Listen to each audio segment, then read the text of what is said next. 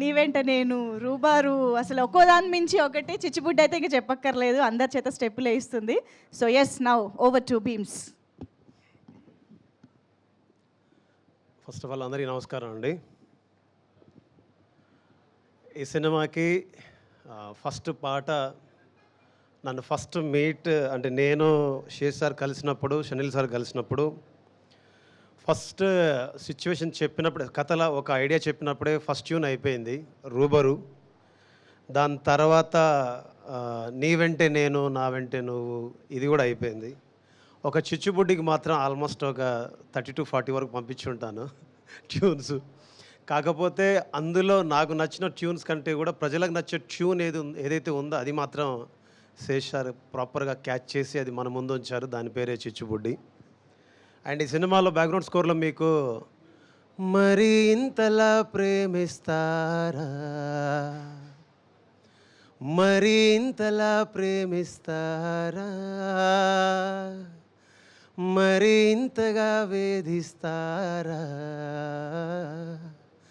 మరి ఇంతలా ప్రేమిస్తారా అనే సాంగ్ని పూర్తి స్థాయి పాట ఉన్నప్పటికీ కూడా ఇది ఇక్కడ ఉంటే బాగుంటుందని నన్ను అడిగినప్పుడు నాకు అనిపించింది, ఒక చిన్న మనిషి పూర్తి స్థాయిలో తయారయ్యాక ఒక అమ్మాయి అయినా ఒక అబ్బాయి అయినా ఒక చిన్న బొట్టు దేవుడి రూపంలో మనం ఇక్కడ పెట్టుకుంటే అది గొప్పగా ఉంటుంది. ఒక అమ్మాయిలు అయితే ఇక్కడ చిన్న బొట్టు బిల్ల పెట్టుకుంటే అది అందంగా ఉంటుంది. సో అది చిన్నదైనా పెద్దదైనా దాని ప్రత్యేకత దానిదే కాబట్టి అది అక్కడ ఉండడం నాకు రైట్ అనిపించింది. అందుకే అది దాన్ని సినిమాలో పెట్టినప్పుడు, సినిమా థియేటర్లో చూసుకున్నప్పుడు గర్వంగా ఫీల్ అవ్వడం చాలా సంతోషంగా అనిపించింది.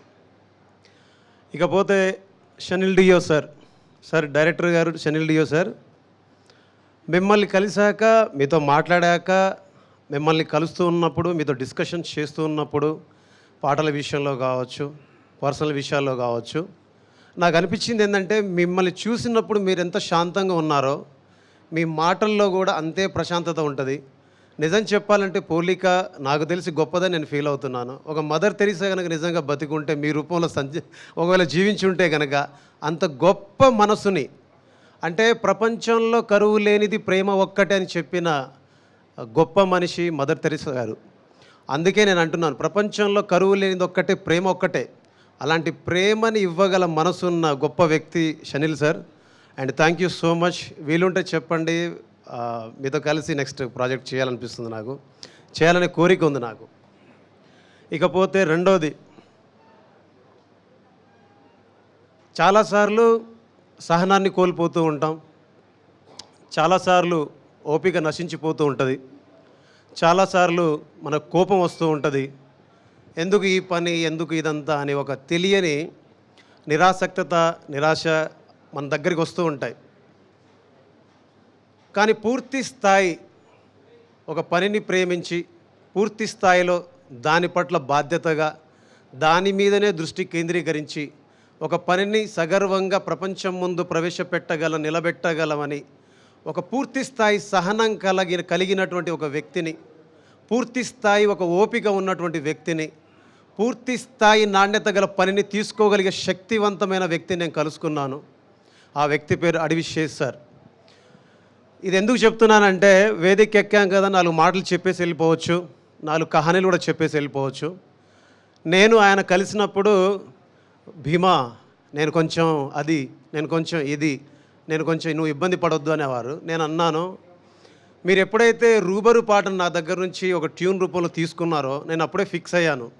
ఓకే, నేను ఏ ఉద్దేశంతో అయితే చాలాసార్లు ఇలాంటి పాటలు చేయాలని కోరుకున్నాను, ప్రజల ముందు తీసుకెళ్లాలనుకున్నాను, అలాంటి ఒక సినిమా నాకు దొరికిందని నేను ఆశపడ్డాను. అప్పుడు ఏమనిపించిందంటే, నేను సార్తో ఒక మాట అన్నాను, సార్ నేను యాజ్ ఎ మ్యూజిక్ డైరెక్టర్గా మీతో నేను కలిసి పనిచేయట్లేదు, నేను యాజ్ ఎ భీమాగా మీ దగ్గర కలిసి పని నేర్చుకుంటున్నాను. అది నాకు చెప్పడానికి ఈ పూట కూడా నేను గర్వంగా ఫీల్ అవుతున్నాను. బికాస్ ఒక కొత్త తరహా ఆలోచనని ప్రపంచం ముందు తీసుకెళ్లాలంటే కొత్త తరహా మనస్తత్వం కలిగిన వ్యక్తులతో సహవాసం చేస్తేనే సాధ్యమవుతుంది. అందుకే ఇప్పటిదాకా మన తెలుగు పరిశ్రమలో చాలా చూసాం మనం, బట్ ఇప్పటిదాకా అపజయ మెరుగని ఒక హీరోని మన అడవి శేష్ సార్ రూపంలో చూస్తున్నాం. అపజయమంటూ ఎరుగని ఒక వ్యక్తిత్వాన్ని ఆయన రూపంలో మనం చూస్తూ ఉన్నాం. అందుకే ఈరోజు మీ అందరితో కలిసి మళ్ళీ మళ్ళీ నిన్నే చూడాలని అంటున్నది మనసే, కాసేపు నువ్వు నేను కలిసే క్షణంలో లోకమంతా తెలిసే, నువ్వే నాకు దాదాపుగా అయిపోయావే అలవాటుగా, ఎంత ఎంత నేనాపినా నా ప్రాణమే ఆగనంటోందిగా, రుబరు ఏ రుబరు ఏ రుబరు రుబరు ఏ రుబరు ఏ రుబరు. ఇలాంటి పాటను మీ దాకా తేగలిగాం.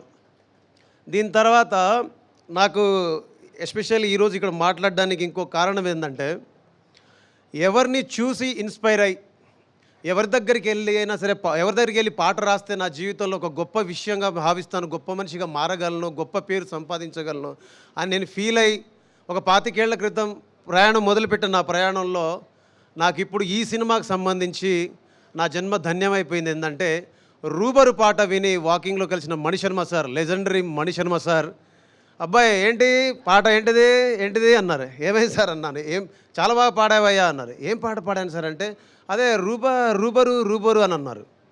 సార్ చెప్పండి నచ్చిందా మీకంటే? నిజంగానే నచ్చింది, చాలా చాలా బాగా పాడావు. బాగా పాడటం కంటే కూడా నాకు నువ్వు పాడిన తర్వాత గుర్తొచ్చిన విషయం ఏంటంటే, దివంగతులైనటువంటి కేకే గారు నాకు గుర్తొచ్చారు. అంత గొప్పగా పాడావయ్యా నువ్వు ఈ పాట నీ వాయిస్కి బాగా సూట్ అయిందని చెప్పారు. కేకే గారితో నా వాయిస్ని పోల్చడం అనేది ఒక గొప్ప విషయం అయితే, ఇంతకుముందు నువ్వు ఏదైనా పాటలు పాడావా అని అడిగారు. ఇంతకుముందు నేను ఎన్నో పాటలు పాడాను, అన్ని బ్లాక్ బస్టర్స్. నేను పాడిన ఎవ్రీ సాంగ్ బ్లాక్ బస్టరే, హ్యూజ్ బ్లాక్ బస్టర్స్ అనమాట. కానీ నన్ను ప్రత్యేకంగా ఈ పాట పేరు చెప్పి ఈ పాట చాలా బాగా పాడావని చెప్పారు. మణిశర్మ సార్, మీకు నా పాదాభివందనం. అయితే దీని క్రెడిట్ మొత్తం నేను షనిల్ డియో సార్కి, శేషు సార్కి అండ్ సుప్రియ మేడంకే ఇస్తాను. ఈ పాట పాడాక యూట్యూబ్లో 4-5 కామెంట్లు పెట్టారు, ప్రతిసారి వీడు ఎందుకు పాడతాడరా అని ఏదో మీద తిట్టారు నన్ను. వీడి వాయిస్ వినలేకపోతున్నారా బాబు, వీడి ఎంట్రీ ఏంది ప్రతిసారి, వీడి సినిమాలో అబ్బో ఏంద్రా ఈ టార్చర్, మాకు ఏంది టాక్సీ కానీ కొందరు పెట్టారు. వాడని అమ్మ బడవ నేను పాడనని చెప్తూనే ఉన్నా కదరా. నేను శేష్ సార్కి చెప్పాను, ఈయన వినలేదు. ఇప్పుడు ఏం చేయాలి? సుప్రియ మేడంకి చెప్పాను, వినలేదు.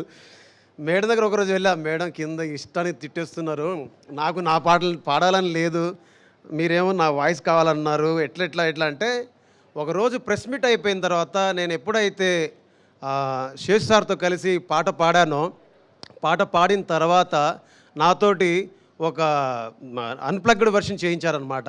అది చేయించిన తర్వాత నుంచి మళ్ళీ వాళ్ళే పెట్టారు, ఏఆర్ రెహమాన్ వాయిస్లా ఉంది, కేకే వాయిస్లా ఉంది అని అందరూ పొగడ్డం మొదలుపెట్టారు. ఈరోజు ఐఎమ్ వెరీ ప్రౌడ్. జంజీ జనరేషన్కి చాలా దూరంగా ఉన్న నేను చాలా దగ్గరికి రీచ్ అయిపోయాను ఈ పాటల ద్వారా, ఈ సినిమా ద్వారా, because of Seshu sir, Shanil sir, Supriya madam. And ఈ సినిమాలో లాస్ట్కి నాకు ఇంతకుముందు నేను ఈ పాటను ఎక్కడ పర్ఫామ్ చేయలేదు బేసిక్గా, బట్ నాకేంటంటే చాలా ఇష్టమైన పాట.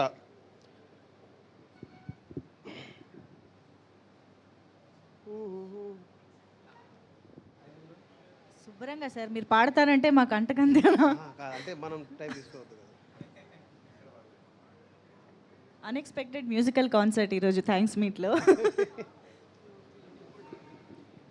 ఏ రోజైతే వదిలేసి వెళ్ళావు నా ప్రేమని,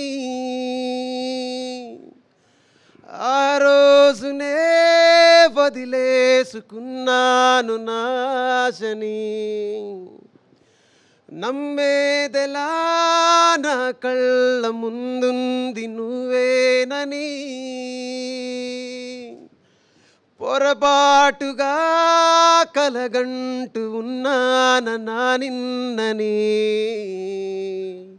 నువ్వే నన్ను కాదన్నాక ఏమైపోతానో అనుకుంటూ ఉన్నా, కలిసిన బంధం తెగిపోయాక ఎవరికి ఎవరంటే కడ వరకు తెలుసా, తెలిసేనా తెలిపేనా కలిసేనా కలిపేనా ఈసారైనా, కలిసుంటేనే ప్రేమంటారా,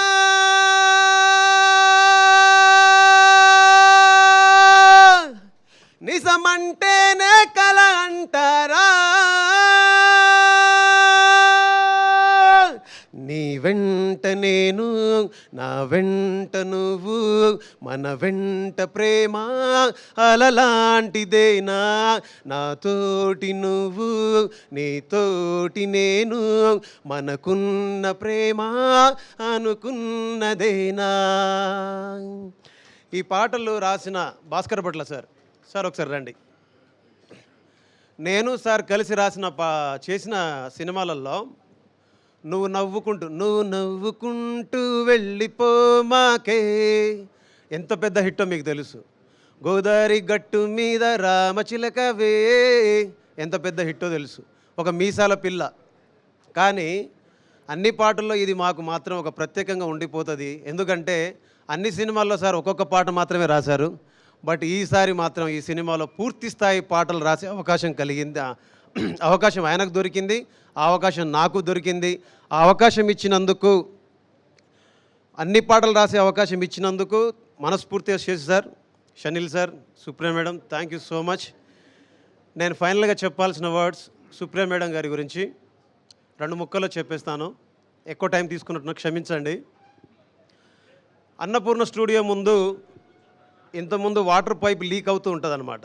ఆ వాటర్ పైప్ లీక్ దగ్గర నుంచే వాటర్ వస్తుంటే ఆ వాటర్ తీసుకొని అక్కడే బట్టలు ఉతుక్కొని అక్కడే పాటలు రాసుకుంటూ అక్కడే ఆ పిచ్చి మొక్కల మీద ఆరబెట్టుకొని అక్కడి నుంచి ఈ స్టూడియోలోకి ఎలా రావాలి, వీళ్ళని ఎలా కలవాలి అని సుమారుగా ఒక 8 సంవత్సరాలు అక్కడ తిరిగేవాడిని, కలవడానికి ప్రయత్నాలు చేసేవాడిని, తన్నులు తినేవాడిని, ఎదురు చూసేవాడిని. కానీ ఒకరోజు రానే వచ్చింది అన్నపూర్ణ స్టూడియోలోకి నన్ను తీసుకెళ్ళి ఒక స్టూడియోలో నాకంటూ ఒక రికార్డింగ్ స్టూడియో పెట్టుకొని పనిచేసే అవకాశం ఈ నేచర్ ప్రకృతి కల్పించింది. అలాంటి ప్రకృతి నాకు దీవెనలు ఇచ్చి సాక్షాత్తు ఒక కనకదుర్గం అంటే బెజవాడ దుర్గమ్మ లాంటి ఒక గొప్ప దేవాలయంలోకి నన్ను ప్రవేశపెట్టింది.